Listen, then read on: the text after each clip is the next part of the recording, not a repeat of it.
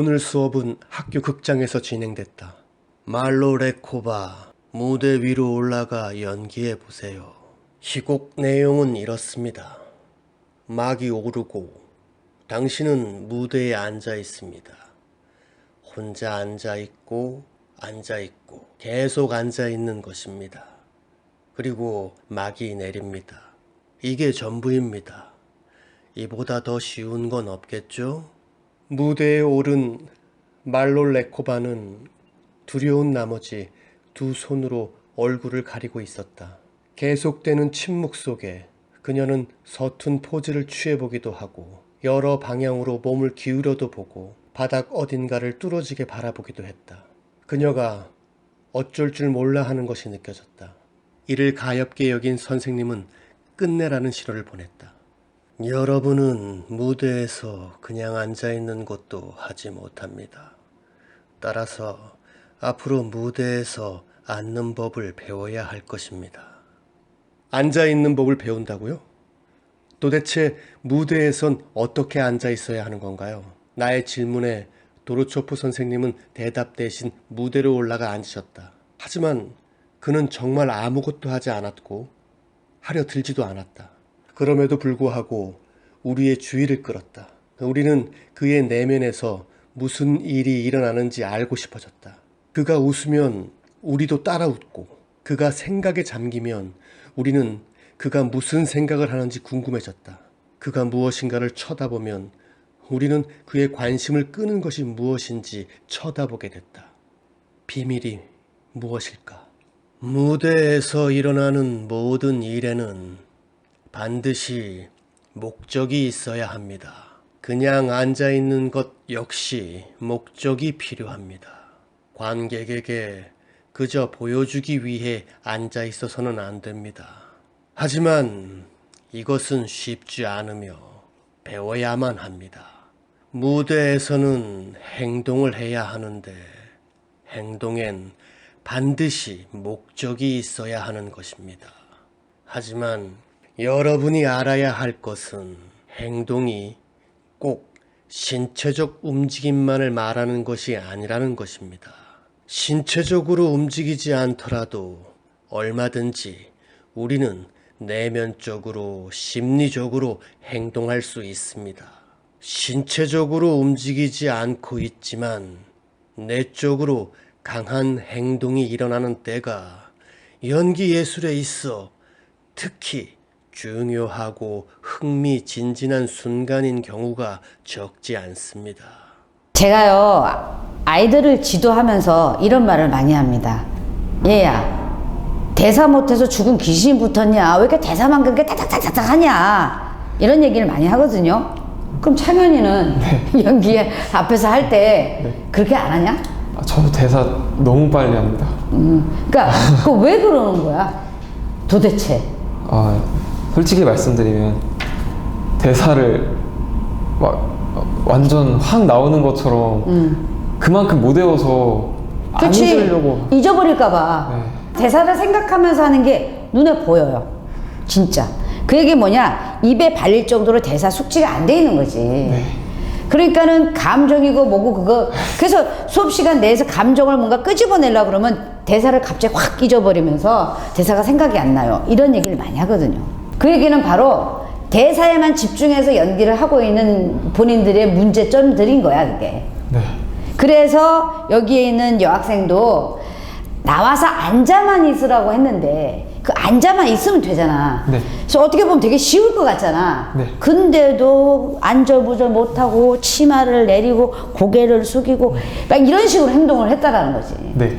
그래서 선생님이 그럼 내가 한번 나가서 앉아볼게 라고 얘기를 하고 이제 나가서 선생님이 앉으셨어. 네. 근데 선생님이 앉았더니 아이들이 선생님이 웃으면 따라 웃고, 그러니까 선생님한테 다들 집중하게 됐다라는 거야. 그게 뭐냐라는 거지. 왜 그렇게 됐냐라는 거지.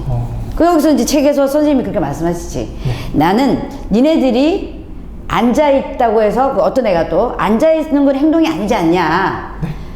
외면적인 행동만 행동이 아니라 내면적인 행동을 하고 있는 것도 행동한 거다. 네. 그러니까 나는 끊임없이 앉아있으면서 뭘 해야 될지 무슨 생각을 할지를 고민을 고민하는 행동을 했다. 내면적인 행동을 했기 때문에 너희들이 집중할 수 있었다. 이렇게 얘기를 하는 거지. 자, 그러면 여기서 네. 창현이가 연기할 때, 대사를 할 때에 네.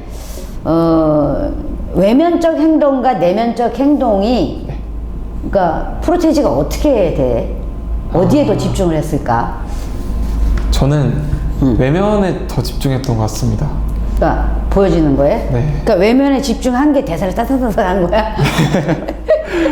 자, 그러면 네. 창현이가 생각하는 외면적으로 행동하는 것들이 뭐가 있는지 한번 나열해봐. 알고 있는 만큼.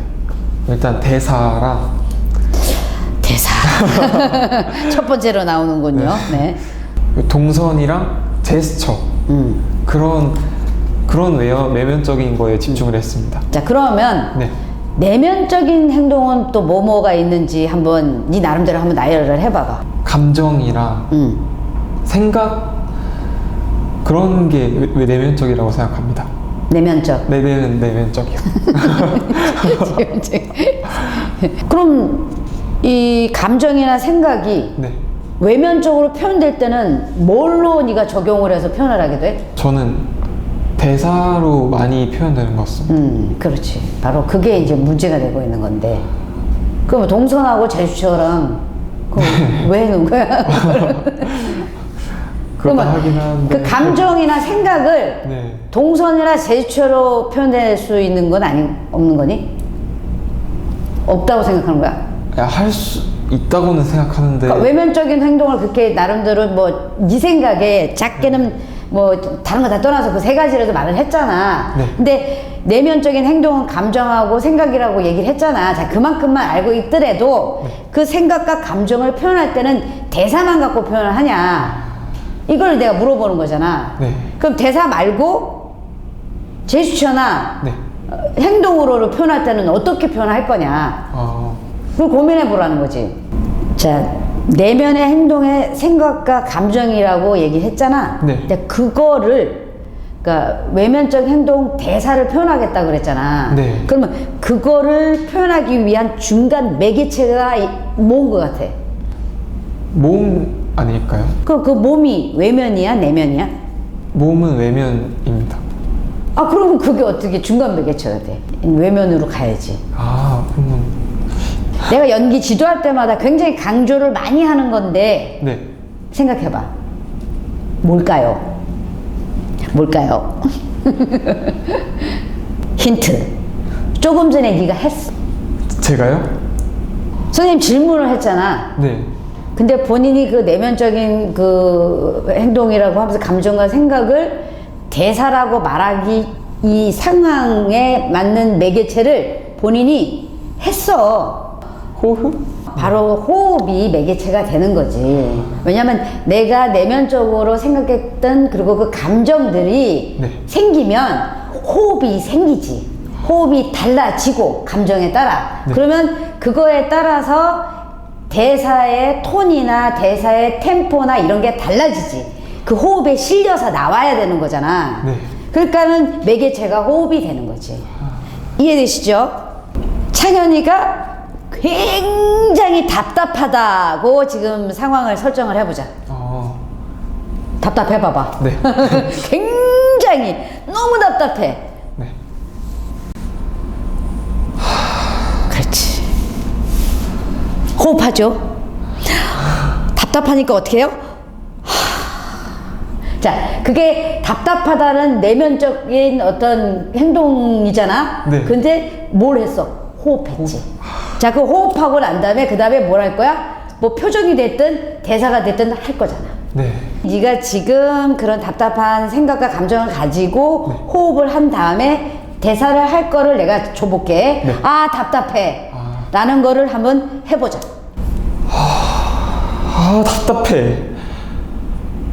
자, 어때요? 자, 여러분들이 내면적으로 답답함을 느끼면 호흡이 생기고 그 호흡에 맞게 아, 답답해 라는 말을 했습니다.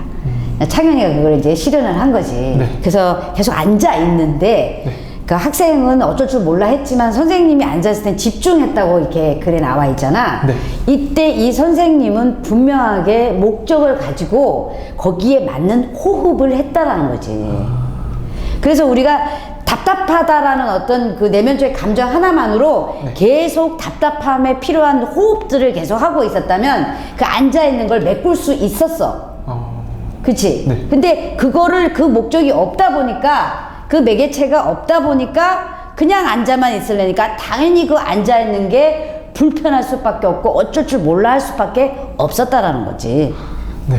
이해되지? 네. 자, 이해되시죠? 이걸 바탕으로 네. 내가 또 창현이한테 질문을 해볼게. 네. 반야 아저씨를 한다고 했잖아, 저번 시간에. 아, 네. 그 반야 아저씨가 대사를 할 때에 본인이 그 대사에 맞는 호흡을 하면서 연습을 했는지 그게 궁금해. 그렇게 했어? 그러지 않은 것 같습니다. 그냥 막 대사만 했어? 그 대사만 뉘앙스만 풍기면서 분위기만 뭐 이렇게 흐름을 타면서 뭐 어떻게 한 거야 도대체?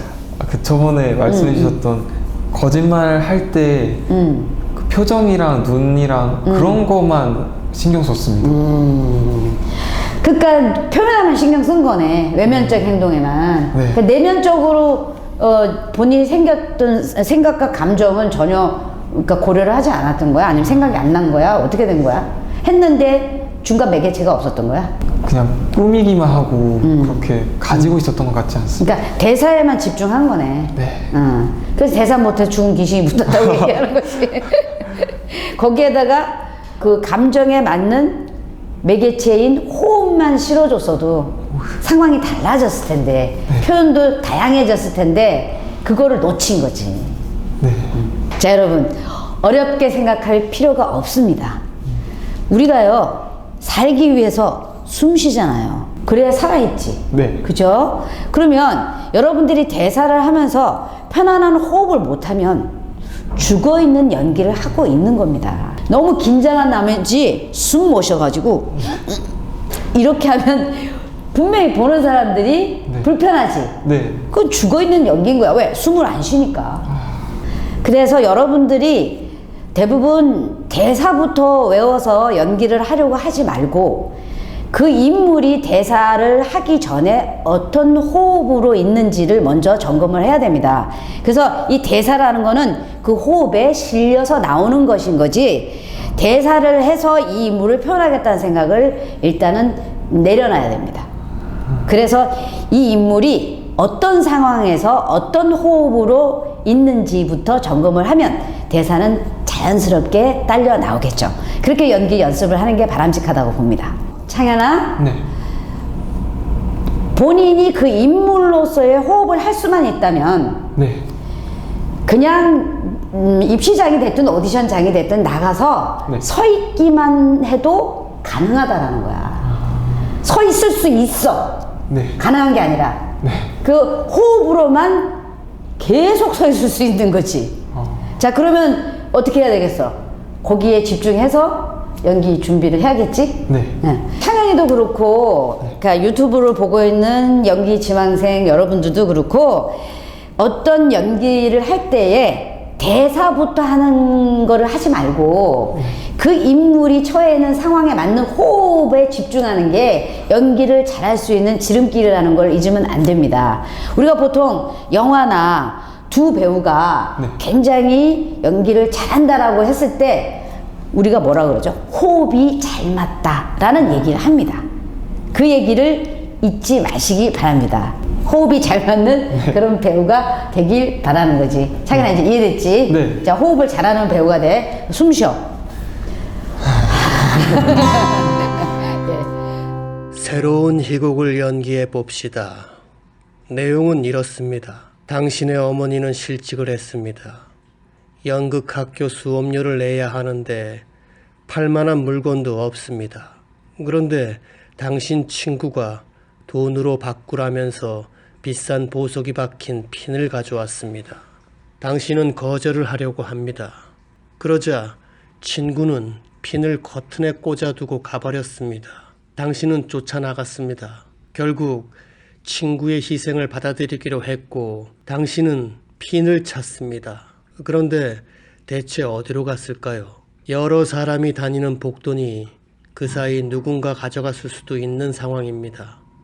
가슴을 졸이며 꼼꼼하게 찾는 일이 시작됩니다.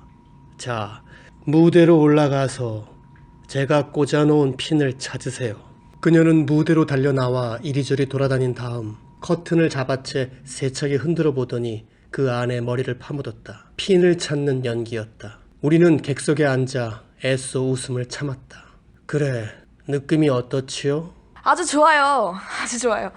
난 너무 행복해요. 만족스러워요. 그건 그렇고 핀은 어디 있죠? 맞다. 잊고 있었네. 이상하군요. 당신은 그걸 찾고 있었는데 잊고 있었다니. 궁금해. 네. 너는 어떤 연기를 했을 때 정말 진실로 했는지 척을 했는지 그거 한번 생각해 봐봐. 진실로 하지 않은 것 같습니다. 찾는 척, 네. 칼 하면서. 보이책만 해도.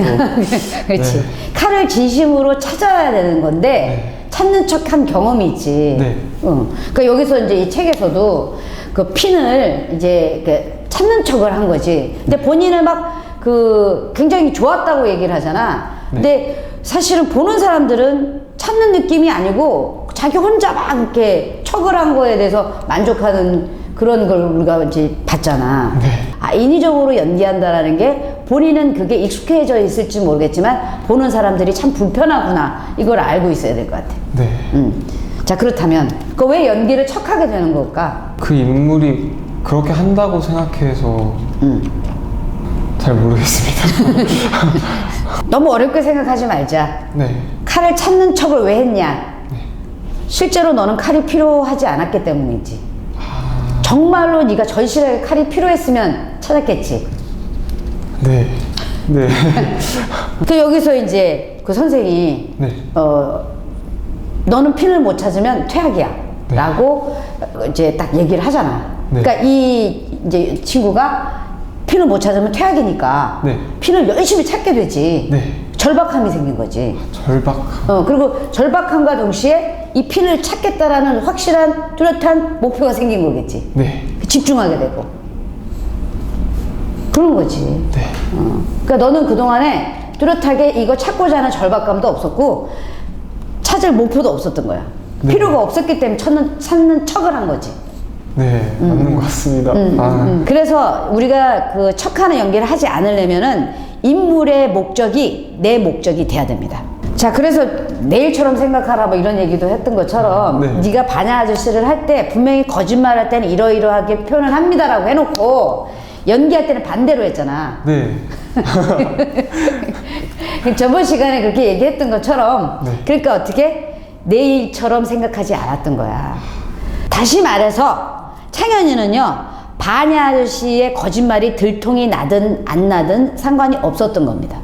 그러니까 그게 너한테는 그렇게 중요하지 않았던 거지. 네.